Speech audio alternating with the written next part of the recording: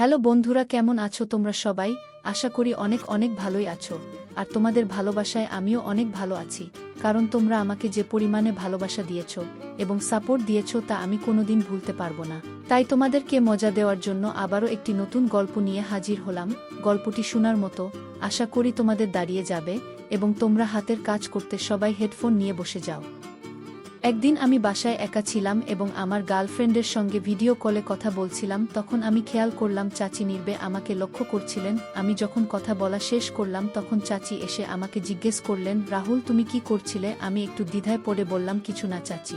কেন? চাচি মুচকি হেসে বললেন, সব আমি দেখে নিয়েছি, তুমি আমাকে কিছু লুকিও না। আমি সরাসরি চাচির সঙ্গে কথা বলতে শুরু করলাম। চাচি হেসে বললেন, আচ্ছা এইসব কবে থেকে চলছে? আমি বললাম, চাচি এখন আপনাকে কি বলবো? তখন চাচি বললেন, এসো আমার সঙ্গে আমার ঘরে চলো। আমি চাচির সঙ্গে তার ঘরে গেলাম। চাচি আমাকে তার বিছানায় বসতে বললেন। তিনি বললেন, রাহুল তুমি তো এখন অনেক পরিণত আর শক্তিশালী হয়ে গেছো, তোমার চাচাকেও ছাড়িয়ে গেছো। ভিডিও কলে যখন কথা বলছিলে তখন আমি সব দেখেছিলাম। এই বলে চাচি আমাকে, আমার নাম রাহুল, আমি দুই বছর বয়সী এবং আমি একটি ছোট গ্রামে থাকি। আমাদের পরিবারটি একটি যৌথ পরিবার, যেখানে আমি, আমার বাবা মা, আমার চাচা এবং চাচি একসঙ্গে থাকি। আমার চাচার সম্প্রতি বিয়ে হয়েছে, তবে বিয়ের 4 মাস পরেই তিনি বিদেশে কাজ করতে চলে যান। তারপর থেকে আমার চাচি একা হয়ে যায়। আমার চাচি ছিলেন অনেক সুন্দর, একটু স্বাস্থ্যবান হওয়ায় তাকে অনেক বেশি আকর্ষণীয় লাগত। তিনি শাড়ি পরতে অনেক ভালোবাসতেন। আমার বাবা সকাল 8টায় দোকানে যান এবং রাতে 8টায় ফিরে আসেন। আমি মাঝে মাঝে বাবার কাজে সাহায্য করি, তবে বেশিরভাগ সময় আমি বাড়িতে থাকি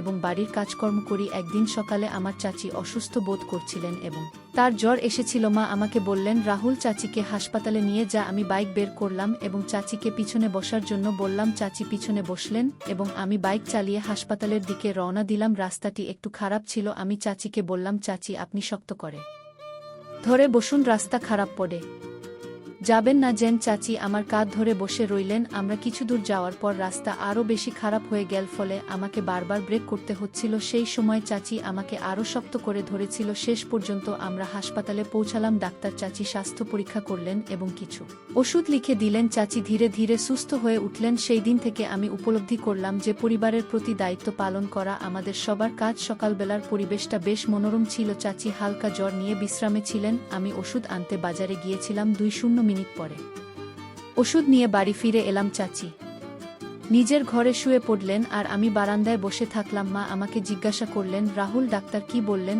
আমি বললাম, মা ডাক্তার বলেছেন চিন্তার কিছু নেই, জ্বরটা একটু বেশি, তবে এই ওষুধগুলো ঠিক সময় খেলে ঠিক হয়ে যাবে। যদি না ঠিক হয় তাহলে আবার যেতে বলেছে। 5 মিনিট পরে চাচি আমাকে ডাক দিলেন। মা বললেন, রাহুল মনে হয় চাচির কিছু দরকার, একবার দেখে আয়। আমি চাচির ঘরে গেলাম। চাচি বললেন, রাহুল এক গ্লাস পানি নিয়ে আয়, গলা শুকিয়ে গেছে। আমি বললাম, ঠিক আছে। চাচি পানি এনে চাচির হাতে দিলাম। আমাদের হাত হালকা ছুঁয়ে গেল আর চাচি নিচের দিকে তাকালেন। আমি ঘর থেকে বেরিয়ে আসতে চাইলে চাচি বললেন, রাহুল তুমি কোথাও যাচ্ছ? একটু বসো, আমার সঙ্গে একা একা থাকতে ভালো লাগছে না। আমি বললাম, চাচি মাকে ঘরের কাজে সাহায্য করতে হবে। চাচি বললেন, ও নিজেই করে নেবে, তুমি একটু বসো। আমি বললাম, ঠিক আছে চাচি, 5 মিনিট বসি। চাচি গভীর মমতা দৃষ্টিতে আমার দিকে তাকিয়ে থাকলেন। মনে হচ্ছিল তিনি কিছু বলতে চান কিন্তু সাহস পাচ্ছিলেন না। আমি চাচিকে মন থেকে অনেক ভালোবাসি। তার একা থাকার কষ্টগুলো আমার সহ্য হতো না, কিন্তু আমি কিছু বলতেও পারতাম না। কিন্তু চাচিকে দেখলে মনে হতো তিনি আমাকে কিছু বলতে চান। সকালটা ছিল শান্ত। মা আমাকে ডেকে বললেন, রাহুল কাজের মধ্যে একটু হাত লাগাতো। আমি বললাম, ঠিক আছে মা। চাচির ঘর থেকে বের হয়ে কাজে লেগে গেলাম। পরের দিন চাচি অনেকটাই সুস্থ হয়ে গেলেন। তিনি ঘরের ছোটখাটো কাজ শুরু করলেন। আমি বারান্দায় বসে পত্রিকা ছিলাম। চাচি ঝাড়ু দিতে দিতে বারান্দায় এলেন। তার চোখে একটা আলাদা প্রাণচাঞ্চল্য দেখা যাচ্ছিল। মা তখন রান্নাঘরে ব্যস্ত ছিলেন। চাচি মাঝে মাঝে আমায় দেখছিলেন, হয়তো কিছু বলতে চাইছিলেন। আমি চুপচাপ থাকলাম। তখন চাচি আলমারি থেকে কিছু নামানোর চেষ্টা করছিলেন। কিছুক্ষণ চেষ্টা করার পর তিনি বললেন, রাহুল একবার আসতে পারো, একটা জিনিস নামাতে সাহায্য দরকার। আমি উঠে গেলাম। বললাম, চাচি কি হয়েছে? চাচি বললেন, এই আলমারি অনেক উঁচু, আমার হাত পৌঁছাচ্ছে না, তুমি যদি একটু ধরে সাহায্য করো আমি জিনিসটা নামিয়ে নিতে পারবো।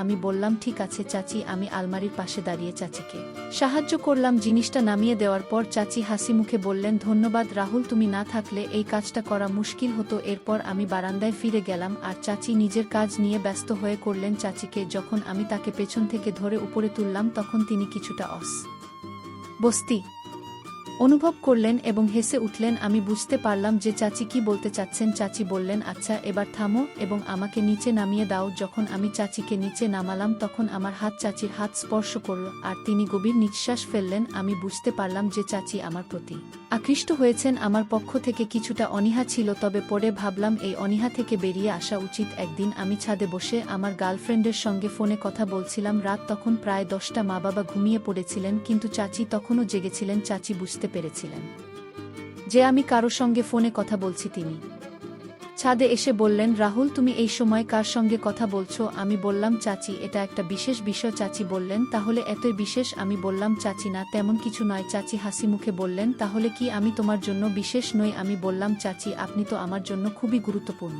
চাচি বললেন, যদি আমি এত গুরুত্বপূর্ণ হই তাহলে তুমি ওর সঙ্গে কেন কথা বলছো? আমার সঙ্গেও তো কথা বলতে পারতে। আমি বললাম, চাচি সে আমার বান্ধবী। চাচি তখন বললেন, রাহুল আমি কিছুদিন ধরে তোমাকে একটা কথা বলতে চাচ্ছি কিন্তু সাহস পাচ্ছিলাম না। আজ বলতে চাই, তুমি আমাকে খুব ভালো লাগো।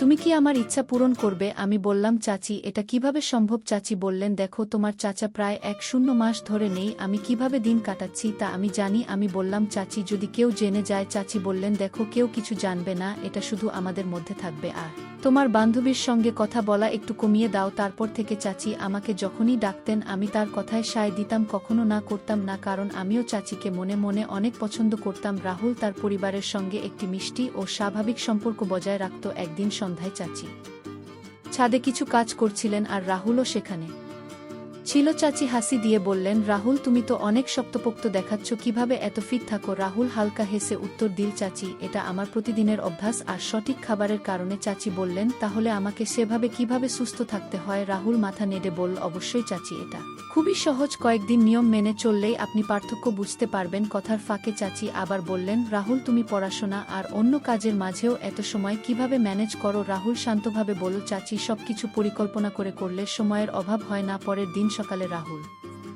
ও চাচি একসঙ্গে বাড়ির কাজ করছিল। মা বাবা তখন বাজারে ছিলেন। চাচি বললেন, তুমি তো অনেক কাজ জানো, আমি তোমার চাচার মতো এত ভালো সহকারী আর পাইনি। রাহুল হেসে বলল, চাচি পরিবারের সবাই একসঙ্গে কাজ করলে সেটা আনন্দের হয়ে ওঠে। এইভাবেই চাচি এবং রাহুলের সম্পর্ক আরও গভীর এবং পারস্পরিক শ্রদ্ধায় ভরে উঠল। এক রাত আমার ফোন বেজে উঠল। আমার এক ঘনিষ্ঠ বান্ধবী ফোন করেছিল। আমি তখন আমার ঘরে বসে তার সঙ্গে কথা বলছিলাম। কথোপকথনের সময় আমি বললাম, প্রিয়া তুমি কি আমার সঙ্গে দেখা করতে পারবে? সে একটু অবাক হয়েছে, জিজ্ঞেস করল, রাহুল এতদিন তো আমাদের বন্ধুত্ব হয়েছে, কিন্তু তুমি কেন হঠাৎ এমন কথা বলছো? আজ তোমার কি হয়েছে? আমি হেসে বললাম, কিছু না, মনে হলো তোমার সঙ্গে দেখা করা দরকার। প্রিয়া বলল, ঠিক আছে আমি তোমার সঙ্গে দেখা করতে রাজি, বলো কোথায় দেখা করব? পরের দিন আমি তাকে একটি নিরিবিলি জায়গায় নিয়ে গেলাম এবং তার সঙ্গে সুন্দর সময় কাটালাম।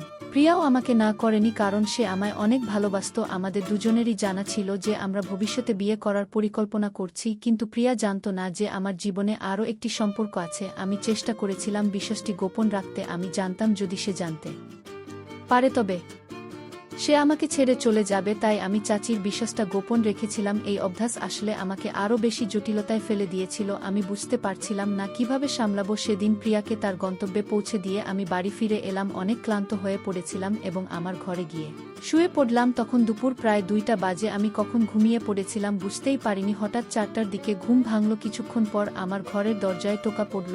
আমার চাচি ঘরে ঢুকে বললেন, রাহুল কি হয়েছে? আজ তোমাকে বেশ ক্লান্ত লাগছে। আমি বললাম, হ্যাঁ চাচি, একটু কাজ ছিল, সেটা শেষ করে ফিরেছি তাই ক্লান্ত লাগছে। তিনি জিজ্ঞেস করলেন, কি কাজ করছিলে? আমি ভেবে দেখলাম যদি সব সত্যি বলে দিই তবে পরিস্থিতি জটিল হতে পারে, তাই বললাম, আরে না তেমন কিছু নয়, বন্ধুদের বাড়িতে গিয়েছিলাম, তাদের কিছু কাজে সাহায্য করছিলাম। তাকে সত্যি কথা না বলাটাই তখন সঠিক মনে হয়েছিল। যদি সত্যি বলে দিতাম তবে বড় ভুল হয়ে যেত। চাচি বললেন, ঠিক আছে, কিন্তু তোর মা তো বাড়িতে নেই, একটু সময় পেলে আমার ঘরে চলে আসিস। আমি বললাম, চাচি আজ খুব শান্ত লাগছে, কাল নিশ্চয়ই আসবো। তিনি বললেন, ঠিক আছে কাল দেখা করিস। চাচি আমার কথা শুনে কিছুটা মন খারাপ করে ঘর থেকে বের হয়ে গেলেন। এই কথোপকথনের সময় আমি বুঝতে পারছিলাম চাচির সঙ্গে আমার বেশ ভালো সম্পর্ক তৈরি হয়েছে, কিন্তু প্রিয়ার সঙ্গে আমার সেই রকম বোঝাপড়া তৈরি হয়নি। সম্ভবত অভিজ্ঞতার পার্থক্য থেকেই এমনটি হয়েছে। একদিন চাচি তার চাচার সঙ্গে ফোনে কথা বলছিলেন। দুজনের মধ্যে তর্ক শুরু হয়ে যায়। চাচা ফোনে কথা বলছিলেন এবং বললেন, তুমি এখনো কিছুদিন কাজ চালিয়ে যাও, আরও কিছু টাকা জমিয়ে নাও, যা ভবিষ্যতে আমাদের কাজে লাগবে। 2-3 বছর আরও চেষ্টা করো, আমি তো তোমার সঙ্গে ভিডিও কল করেই যোগাযোগ রাখব, তুমি কাজ নিয়ে দুশ্চিন্তা করো না। কিন্তু চাচা বললেন আমাদের কোম্পানিতে কাজ অনেক কমে গেছে, মানুষজন কাজ ছেড়ে বাড়ি চলে যাচ্ছে। আমাকেও বলে দেওয়া হয়েছে কিছুদিনের মধ্যেই ফিরতে হবে। 5 দিনের মধ্যেই ছুটি ঘোষণা হতে চলেছে। চাচি এই কথা শুনে ফোন কেটে দিলেন। আমি জিজ্ঞেস করলাম, চাচি কি হলো, আপনি এত চিন্তিত কেন? চাচি বললেন, তোর চাচা মনে হচ্ছে এই মাসের মধ্যেই বাড়ি চলে আসবে, যা মজা করার আছে এই মাসের মধ্যেই করে নে। আমি বললাম ঠিক আছে চাচি। এরপর আমরা সময় একেবারে নষ্ট করিনি। 1 মাস কেটে গেল এবং চাচা বাড়ি ফিরলেন। চাচার বাড়ি ফেরার পর আমি আবার আমার বান্ধবীর সঙ্গে কথা বলা শুরু করলাম। সে বলল, রাহুল, আমার বাড়িতে আমার বিয়ের কথা চলছে। তুমি যদি সত্যি আমার সঙ্গে বিয়ে করতে চাও তবে তোমার বাড়ির লোকজনকে আমার বাড়িতে পাঠাও, না হলে আমার বিয়ে অন্য কোথাও ঠিক হয়ে যাবে। আমি বললাম, তুমি তোমার মায়ের সঙ্গে কথা বলো। সে বলল, আমি চেষ্টা করছি, কিন্তু তারা জিজ্ঞেস করছেন ছেলেটি কি কাজ করে। আমি কি বলবো? আমি বললাম, তুমি বলে দাও ছেলে নিজের দোকানে কাজ করে। সে বলল, ঠিক আছে, আমি কথাটা বলবো, দেখি কি হয়। কিছুক্ষণ পর তার ফোন এলো। সে বলল, মা রাজি হয়ে গেছেন, এখন বাবার সঙ্গে কথা বলতে হবে, দেখি বাবা কি বলেন। রাতে তার বাবা বাড়ি এলে তার মা বিশ্বাসটি তুললেন। আশ্চর্যের বিষয়, প্রিয়ার বাবা তৎক্ষণাৎ রাজি হয়ে গেলেন। সে আমাকে ফোন করে বলল, আমার মা বাবা রাজি হয়ে গেছেন, এখন তুমি তোমার মা বাবাকে আমাদের বাড়িতে পাঠাও। আমি বললাম ঠিক আছে। তারপর 1 মাসের মধ্যেই আমাদের বিয়ে হয়ে গেল। এদিকে চাচাও এখন বাড়ি থেকে কাজ করছিলেন, কিন্তু এই পুরো ব্যাপারটি সম্পর্কে না চাচা কিছু জানতেন না আমার স্ত্রী প্রিয়া। আমরা এই বিশেষটি একেবারে চাপা দিয়ে রেখেছিলাম। বিয়ের পর আমি আমার স্ত্রী প্রিয়ার সঙ্গে খুব খুশি ছিলাম, আর চাচা চাচিকে নিয়ে সুখে ছিলেন। আমরা আর কখনো এই ব্যাপারে আলোচনা করিনি। আমাদের বিয়ের 5 বছর কেটে গেছে। আমি আর প্রিয়া একে অপরের সঙ্গে খুব আনন্দে দিন